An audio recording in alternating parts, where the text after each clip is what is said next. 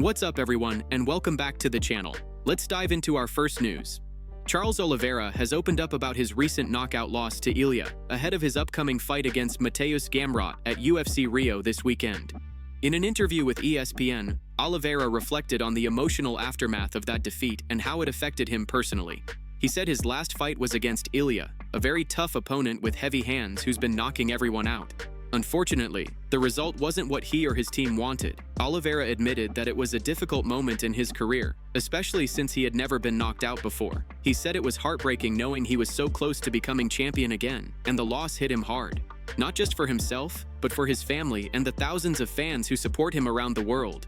For the first couple of days, he was devastated and kept his head down, but then he remembered the lessons his father taught him growing up. He explained that every time he fought, no matter if he won or lost, his father would always say, "Come home and let's rededicate ourselves." That mindset has kept Oliveira grounded, and now, with UFC Rio approaching, he's ready to bounce back stronger than ever. And before we continue, make sure to leave a like on the video and subscribe to help support the channel. Moving on to another news, Nate Diaz recently revealed that he doesn't consider his fights with Conor to be the biggest moments of his career. Instead, he believes his fight against Donald Cerrone back in 2011 meant more to him on a personal level. Speaking about it, Nate explained that people always expect him to say Conor when asked about his best fight, but for him, it's not that simple. "People always ask me what my best fight was," he said. "They expect me to say Conor, but I tell them to calm down. Yeah, those were huge fights, no doubt. But my career has different moments, different timelines that all mattered in their own way." He went on to explain that his fight with Cowboy Cerrone was a defining moment in his journey. "When I fought Cowboy, that was like fighting a guy who everyone thought was unstoppable at the time," Nate said. "He was this new big thing coming over from WEC, and everyone was hyping him up. I looked at him like, all right, I've been here, I've been doing this, he's new, and I'm about to show him what's up."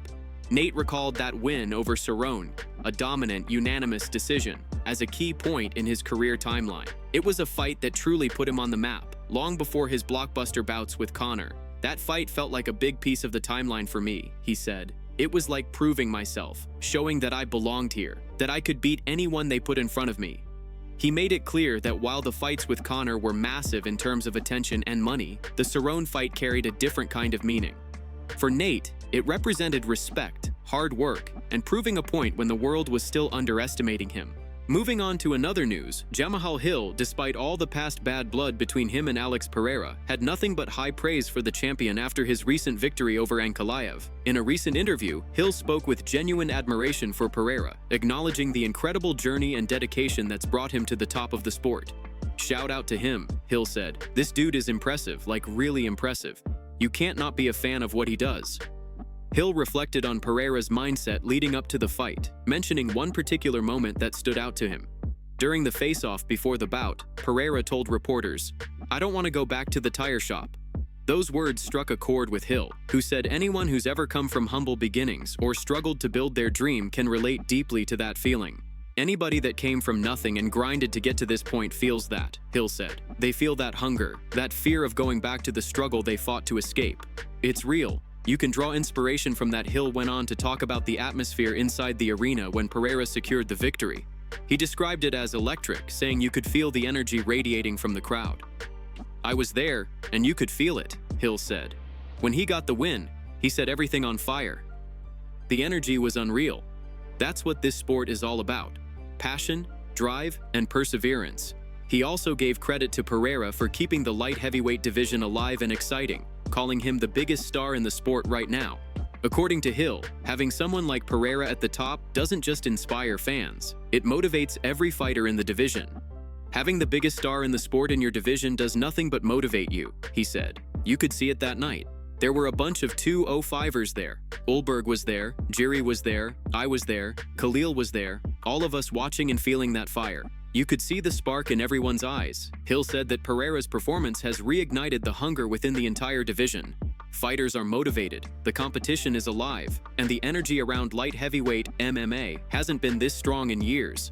It lit a fire under everybody," he said. "The division is hungry again. We're in a very good spot right now, and I'm happy for it." His words showed that, rivalries aside, respect among fighters runs deep when greatness is on display.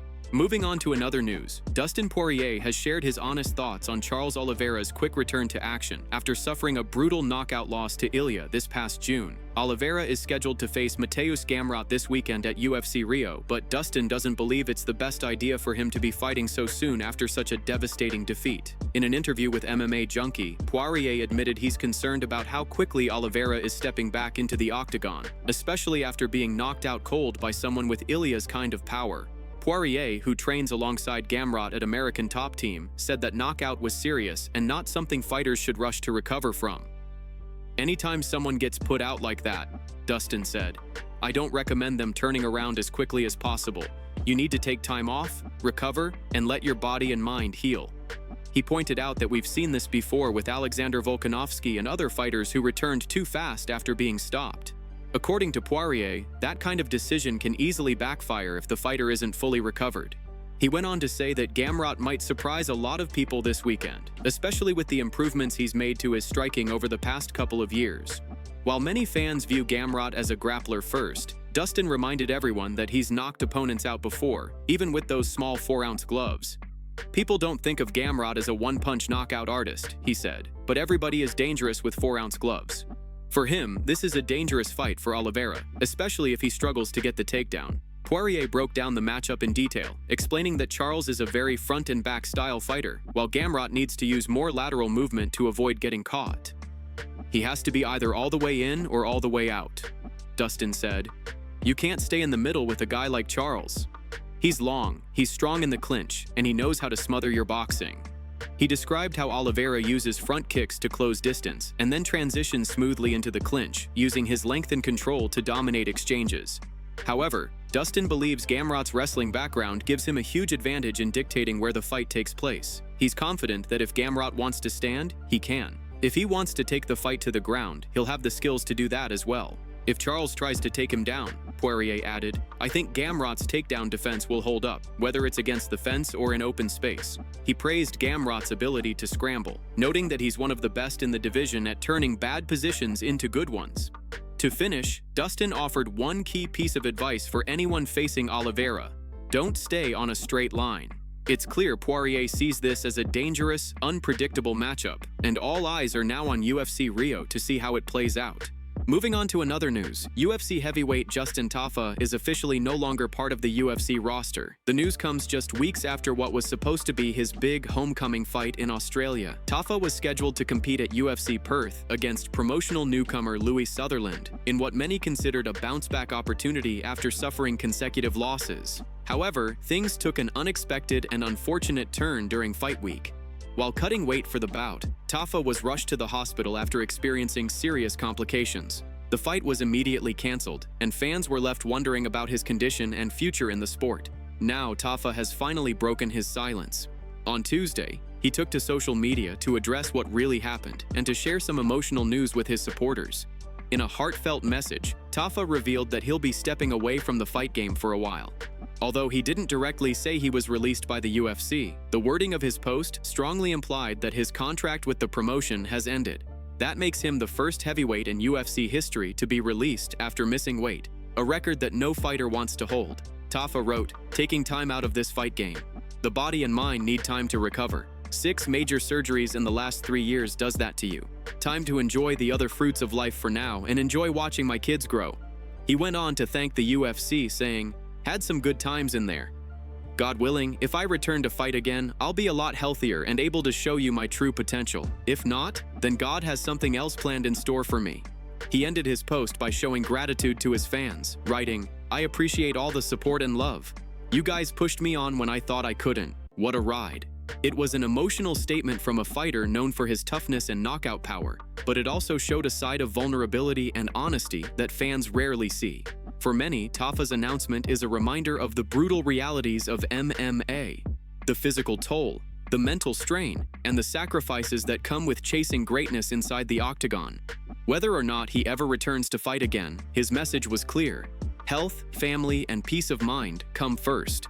Moving on to another news, Petr Yan has officially accepted Merab's call-out for a December showdown. The announcement has sent shockwaves through the bantamweight division, as fans remember their first clash where Merab absolutely dominated Yan for 5 grueling rounds. Now, Petr claims he was operating at only 50% during that fight, and this time, he's promising redemption. He's ready to step back into the octagon just 2 months after Merab's dominant win over Corey Sandhagen, a fight that solidified Merab's reign as one of the most relentless champions in UFC history. Merab, on the other hand, is on a mission of his own. He's chasing history by attempting to break the record for the most title defenses in a single calendar year. Only a handful of fighters have managed 3 successful defenses in 1 year, and Merab is determined to make it 4. His work ethic, pace, and sheer dominance have made him one of the most feared champions ever. He's been running through top contenders, proving time and time again why he's a machine inside the cage. This potential matchup at UFC 323, scheduled for December 6th, would mark Merab's 4th fight of the year, an achievement that could place him alongside or even above legendary bantamweights like Dominic Cruz and Aljamain Sterling. His consistency, discipline, and pressure style have left opponents helpless and fans amazed. Many believe Merab is starting to lap the division, defeating fighters so decisively that rematches are the only options left. Meanwhile, talk of a super fight between Merab and Alexander Volkanovski has started circulating among fans and analysts. Even Merab's coach has expressed excitement over the idea, but Merab himself isn't convinced. In his own words, "Volk is just too good." The champ made it clear that he prefers to focus on defending his bantamweight belt rather than chasing super fights in other divisions. He wants to keep building his legacy where it matters most, in his own weight class. Adding an emotional layer to it all, Merab's close friend Aljamain Sterling is now competing at featherweight, chasing his own dream of becoming a 2-division champion. With that in mind, Merab seems even more motivated to continue his dominance at bantamweight, while his friend climbs the featherweight ladder. As for Petr Yan, he insists he's ready to fight in December, confident that this time will be different. "Last time I was only 50%, he said. "This time it'll be something special." Both men are fired up, and if UFC 323 locks it in, fans are in for an absolute war between 2 of the best in the world. Moving on to another news, Alex Pereira versus Carlos Olberg has completely shaken up the MMA world. The community is split right down the middle on this potential showdown, and fans can't stop debating who would come out on top in this explosive matchup. Some believe Olberg is actually the more technical striker between the two, bringing precision, sharp footwork, and high-level composure inside the cage. That's exactly what Renato Moicano and Gilbert Burns discussed on their recent podcast, pointing out that Olberg's striking is cleaner and more methodical, while Pereira carries that freakish, one-punch knockout power that can change the course of a fight in seconds. With Pereira teasing a move to heavyweight, rumors have already started circulating about a possible interim light heavyweight title fight between Jiri Prochazka and Olberg. While nothing has been confirmed yet, the idea alone has the MMA community buzzing. Pereira's rise through the ranks has been nothing short of spectacular, and fans are wondering if this could be his final chapter at 205 before chasing a 3rd title in another division. Meanwhile, Magomed Ankalaev's manager, Ali Abdelaziz, spoke out recently, saying there's no real bad blood between his fighter and Pereira. According to him, most of the tension fans saw during their past interactions was just promotional hype. But Pereira clearly doesn't see it that way. He's been mocking Ankalaev non-stop on social media ever since, posting clips and reactions that have kept their rivalry alive. It's clear that even if the UFC doesn't book that fight anytime soon, the heat between them isn't cooling down. On the fan side, opinions remain divided. Some think Olberg's technical skill and composure would be enough to outpoint Pereira, while others believe that Pereira's power and championship experience would make the difference. In one discussion, a fan commented that he doesn't think Pereira beats Olberg, claiming Olberg is simply too technical. Another fan quickly countered, saying Pereira beats everybody and that Olberg might be the only one in the division who can actually hang with Poatan on the feet. The debate went back and forth, with some insisting that nobody can truly handle Pereira's striking, while others argued Olberg might have the perfect mix of patience and precision to survive those power shots. From a matchmaking perspective, there's real intrigue in how the UFC will handle this. One camp believes an interim title fight between Jiri Prochazka and Carlos Olberg makes perfect sense, especially if Pereira decides to move up. Others suggest Ankalaev should face Khalil Rountree next, which could serve as a big comeback opportunity for Ankalaev after his recent setback. As one analyst joked, "Send Uncle to freestyle shop, my brother," before adding that Ankalaev versus Rountree could be an absolute banger. No matter how the pieces fall, one thing is certain: the light heavyweight division is heating up like never before. Pereira's dominance, Olberg's technical rise, and the looming presence of contenders like Ankalaev and Prochazka have created one of the most exciting title pictures in recent UFC memory. The fans are fired up, the matchmakers have tough choices ahead, and everyone's waiting to see which path Pereira takes next. Moving on to another news, Conor has officially agreed to an 18-month suspension for violating the UFC's anti-doping policy. Reports confirm that he failed to provide his whereabouts for 3 separate drug tests in 2024, on June 13th, September 19th, and September 20th. Under the current ruling, Conor will be eligible to compete again on March 20th, 2026, meaning he could still make his highly anticipated return at the White House event if everything goes as planned. The news immediately sent shockwaves through the MMA world, and it didn't take long for Khabib to jump in with his signature trolling. He reposted the suspension announcement on his Instagram story but cropped Conor's face completely out of the image, taking a subtle yet sharp jab at his longtime rival. The timing couldn't have been more fitting, as October 6th marked exactly 7 years since their infamous clash at UFC 229, one of the most heated rivalries in combat sports history. Fans instantly noticed Khabib's post and filled social media with reactions, calling it classic Khabib energy, silent, cold, and perfectly timed. The rivalry may be years old, but clearly, the tension between these two legends never really fades. That's it from MMA Pulse News. Thanks for watching. Don't forget to leave a like and subscribe for daily MMA news.